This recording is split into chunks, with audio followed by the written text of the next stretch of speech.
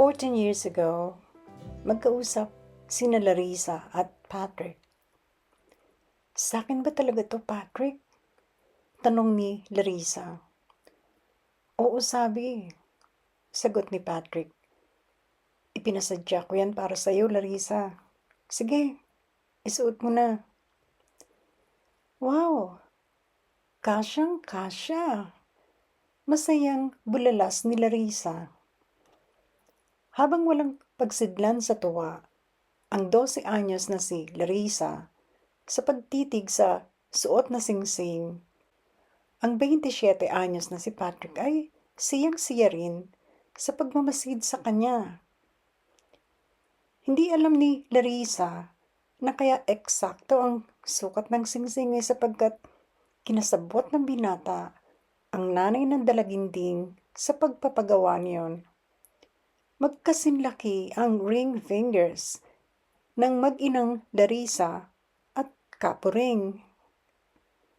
Maya-may nagkaulap ang ekspresyon ni Larissa.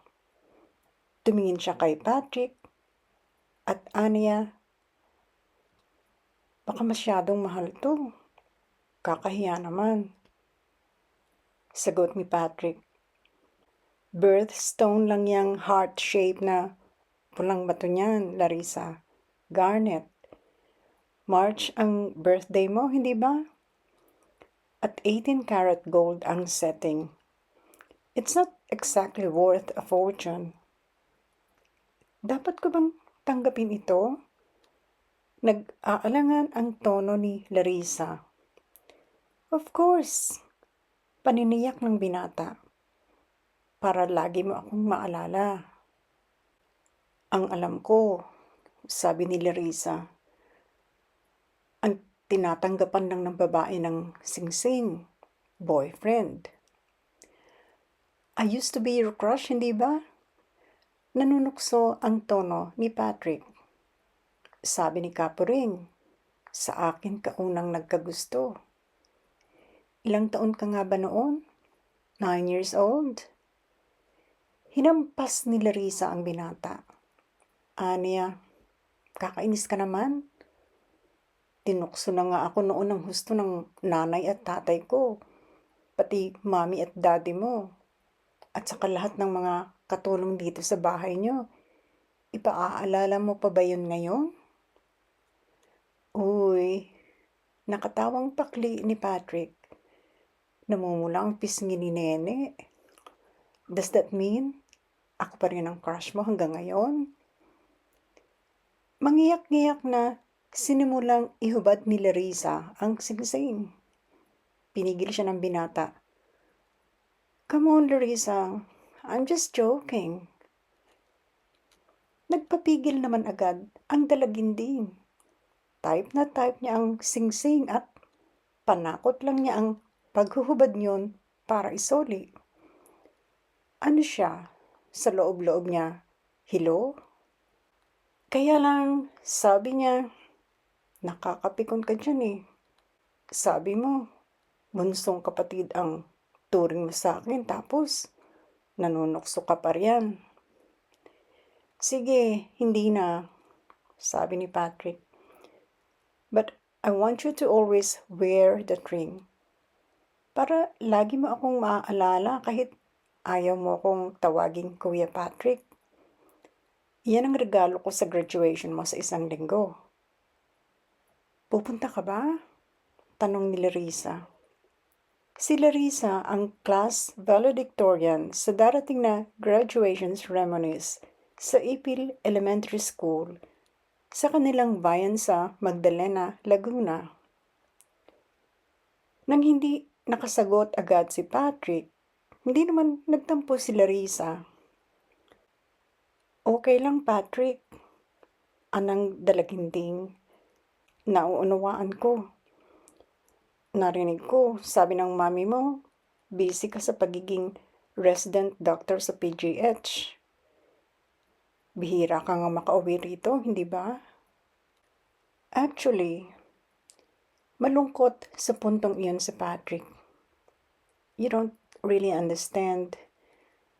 Kung naririto rin lang ako kahit naka-duty ako sa PGH, gaano na ang ilang oras na drive mula Maynila hanggang dito sa atin para manood sa pagtatapos sa elementary ng pinakamatalinong bata rito sa ating bayan.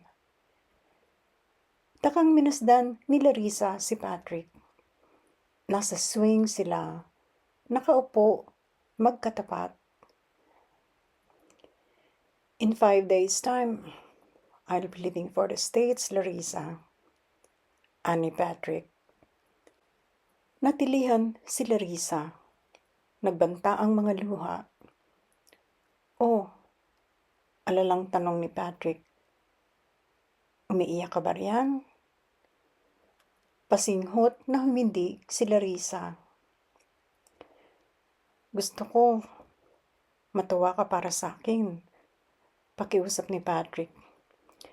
Remember Valerie Mayer? Tumango ang dalaginding. Makakalimutan ba niya si Valerie? Iyon ang girlfriend ni Patrick sa Amerika. Pinay ang nanay, Kano ang tatay. Nakilala ito ni Patrick nang ibakasyon siya ng mami at daddy niya sa Florida. Nagha-holiday din doon noon si Valerie kasama ang pamilya nito. Sa isang buwang bakasyon sa Florida, ng mag-anak na Monterosa, nagkaunawaan sina Patrick at Valerie. Magkasing edad ang dalawa, both incoming medical students.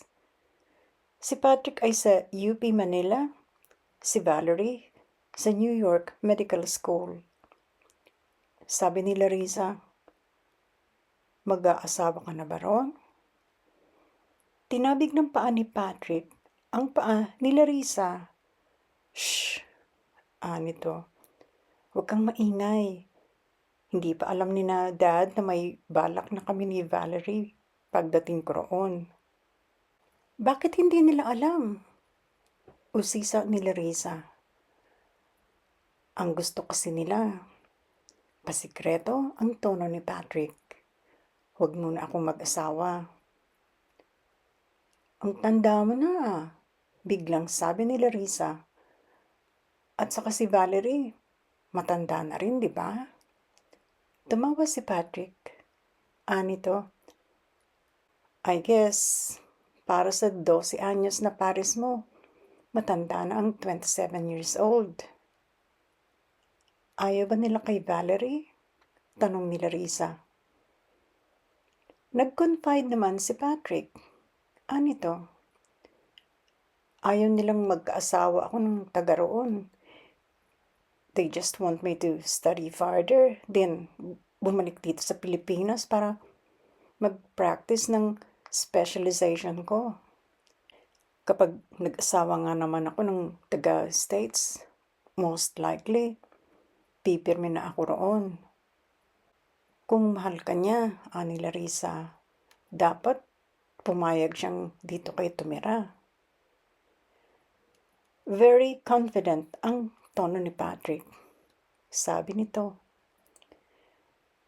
there's no doubt about that, Larissa, na mahal ako ni Valerie. Kung hindi, mahihintay ba niya ako? Over 6 years din kami sa sulat at telepono lang ang komunikasyon. Kaya lang, ang kasunduan namin, oras na matapos ko rito ang medical proper at 2-year residency, doon na ako mananatili sa Amerika.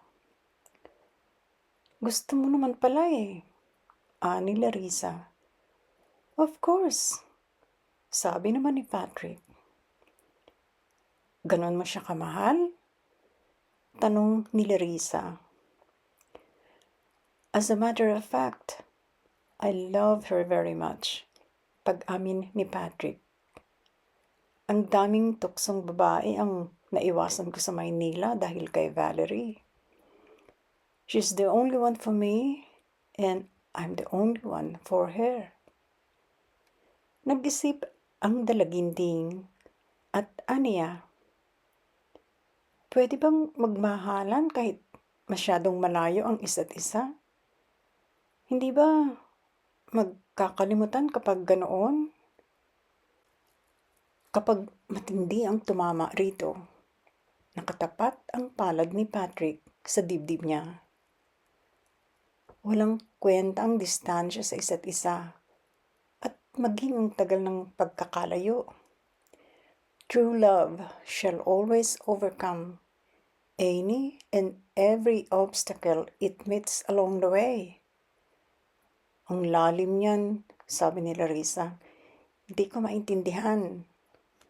Ngumiti si Patrick. Nito, in time, kapag tinamaan ka na rin ng tunay na pag-ibig, Larissa, mauunawaan mo ang lahat ng sinasabi ko sa iyo ngayon. Sana lumigaya kayo ni Valerie. Matapat na saad ni Larissa. At saka huwag kang mag-alala, hindi kita isusumbong kina doktora. Doktora ang ina ni Patrick. Good!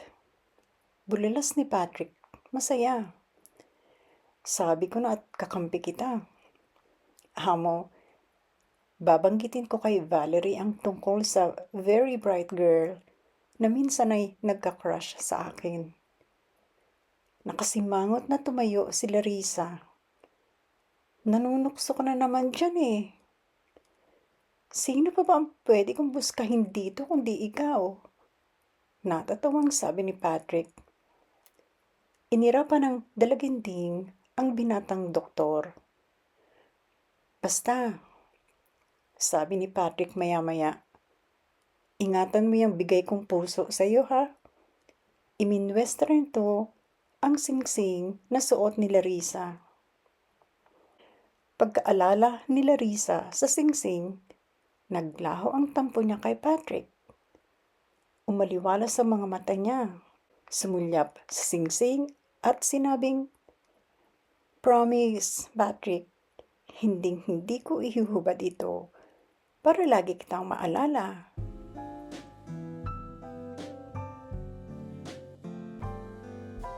Noon lamang isang linggo, muling nag-uusap ang dalawa. How time flies, bulalas ni Patrick. Mai-imagine ko bang tatangkad ka ng ganyan at kaganda ng gusto?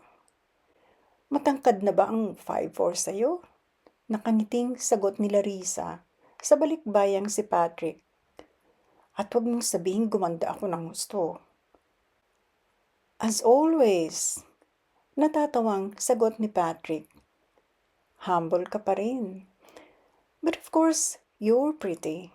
No, let me correct myself. You're beautiful, Larissa. Nagkibit lang ng balikat ang dalaga.